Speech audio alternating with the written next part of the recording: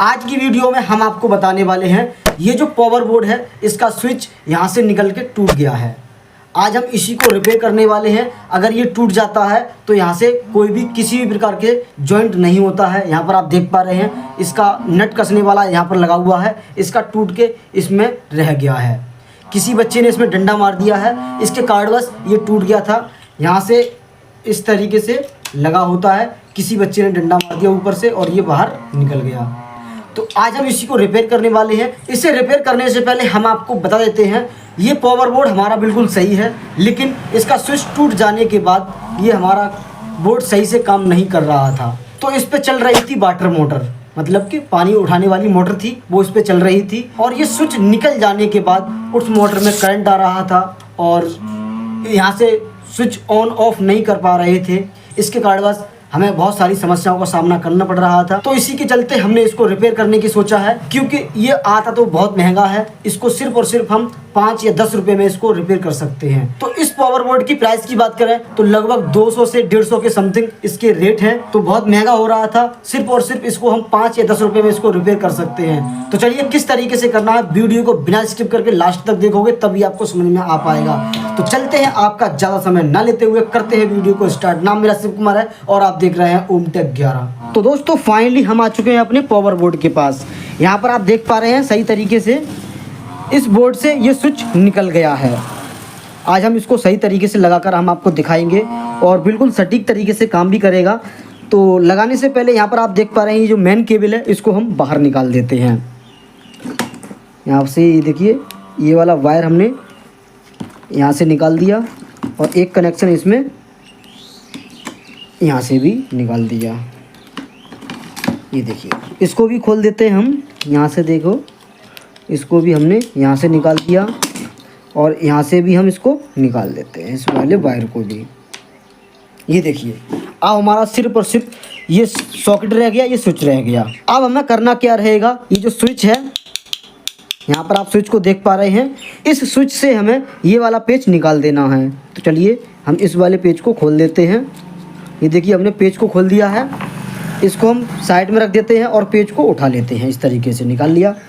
ये देखिए इस तरीके से हम लगाएंगे और पीछे को घुमाकर देख लेते हैं। अब हमें महसूस भी नहीं हो रहा है कि ये बोर्ड कभी पहले टूटा भी था। इस बोर्ड को रिपेयर करने से पहले हम आपको बता देते हैं यहाँ पर एक नट कसने के लिए चूड़ी दी गई हुई है, यहाँ से टूट चुकी हैं। तो हमें इसको रख करके यहाँ पर एक नट कस देना है। ये देखिए जो भी हमने उससे निकाला था उस वाले स्विच से, यहाँ पर हम वो वाला नट कस देते हैं। ये देखिए इस तरीके से हमने ये वाला नट यहाँ पर कस दिया। ये देखिए अब हमारा सही से काम करने लगा है। अब हमें इसे और भी मजबूत करने के लिए यहाँ पर हमें सुपर ग्लू लगा देना है। ये देखिए 5 रुपये वाला सुपर ग्लू है, इसको यहाँ से ओपन करेंगे। ओपन करने के बाद ये देखिए यहाँ पर हम सुपर ग्लू लगा देते हैं। इस तरीके से लगा दिया। यहाँ पर भी हम लगा देते हैं, ये देखिए, और यहाँ भी हम सुपर ग्लू ही लगा देते हैं। तो दोस्तों अब हमारा ये बिल्कुल सही तरीके से चिपक जाएगा और सही से काम भी करने लगेगा। अब हमने यहाँ पर सुपर ग्लू लगा दिया है। अब हमें पीछे स्विच को दबा के देखना है कहीं रुक तो नहीं गया, अटक तो नहीं गया। ये देखिए थोड़ा टाइट हुआ, टाइट भी हो रहा है। ये देखिए थोड़ा चला के देख लेते हैं। हमारा कोई भी तरीके से नहीं चिपका हुआ है। तो चलिए अब हम करते हैं इसके कनेक्शन करने के लिए यहाँ पर आप देख पा रहे हैं 2 टर्मिनल स्विच के हैं और 2 टर्मिनल सॉकेट के हैं।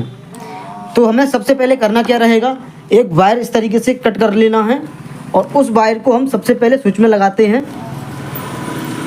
ऊपर वाले स्विच के टर्मिनल में हमने इस तरीके से हम लगा देते हैं। ये देखिए इस तरीके से लगाने के बाद हमें यहाँ पर इसको पेच को कस देना है। पेच कस दिया है। अब हमारा सॉकेट का ये वाला टर्मिनल या ये वाला टर्मिनल पे हम इसको लगा देते हैं। तो चलिए हम लास्ट वाले टर्मिनल पर इसको लगा देते हैं वायर को।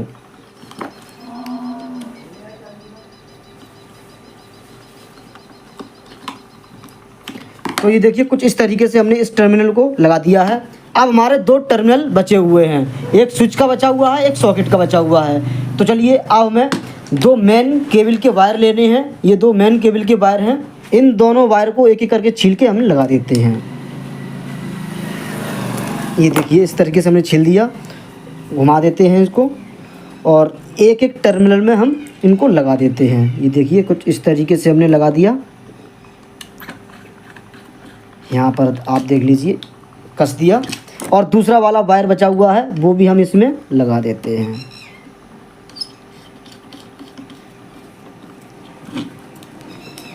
तो ये देखिए अब हमारे सही तरीके से इसके कनेक्शन हो चुके हैं। अब बारी आती है इसकी बॉडी में कसने की। ये देखिए हमारे पास ये बॉडी है इसकी। अब कसने से पहले हमें एक इसमें गांठ लगा देनी है क्योंकि ये बाहर ना निकल पाए, इसके कारण बस हमें एक गांठ लगा देनी है। ये देखिए इस तरीके से हमने इसमें गांठ लगा दिया और इस तरीके से हमने इसमें बांध दिया, गांठ लगा दिया। गांठ लगाने के बाद यहाँ पर हमने एक कट लगाया हुआ है, वो कट को हम इस तरीके से अंदर रखेंगे। इस गांठ को हम इस कट में अंदर रखेंगे इस तरीके से और इस बोर्ड को इस तरीके से हम कस देंगे। यहाँ पर आप देख लीजिए 4 नट कसे जाएंगे, 1 2 3 4। तो चलिए जल्दी में हम इसके 4 नट कस देते हैं।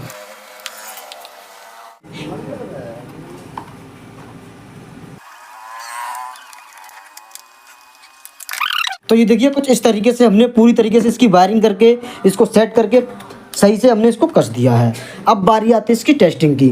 तो चलिए करते हैं इसकी टेस्टिंग करने के लिए ये हमारे पास एक सीरीज बोर्ड है और ये मेन वायर है इस बोर्ड के। यहाँ पर आप देख पा रहे हैं ये 2 वायर हैं, ये इस बोर्ड के मेन वायर हैं, वो हम सीरीज बोर्ड में इस तरीके से हम लगा देते हैं। इस तरीके से हमने सीरीज बोर्ड में ये 2 वायर लगा दिए हैं और ये हमारे पास एक सीरीज लीड है।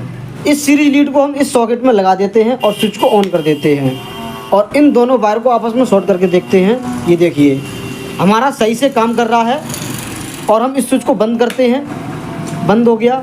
स्विच को ऑन करते हैं, चालू हो गया। तो इसका मतलब ये बोर्ड हमारा सही से काम करने लगा है। तो दोस्तों उम्मीद करता हूँ आप इस बोर्ड को रिपेयर कर सकते हैं। अगर आपको हमारी ये वायरिंग और इसकी रिपेयरिंग समझ में आई हो तो वीडियो को लाइक करके चैनल को सब्सक्राइब कर लेना। तो मिलते हैं अगले किसी नेक्स्ट वीडियो में, तब तक के लिए नमस्कार।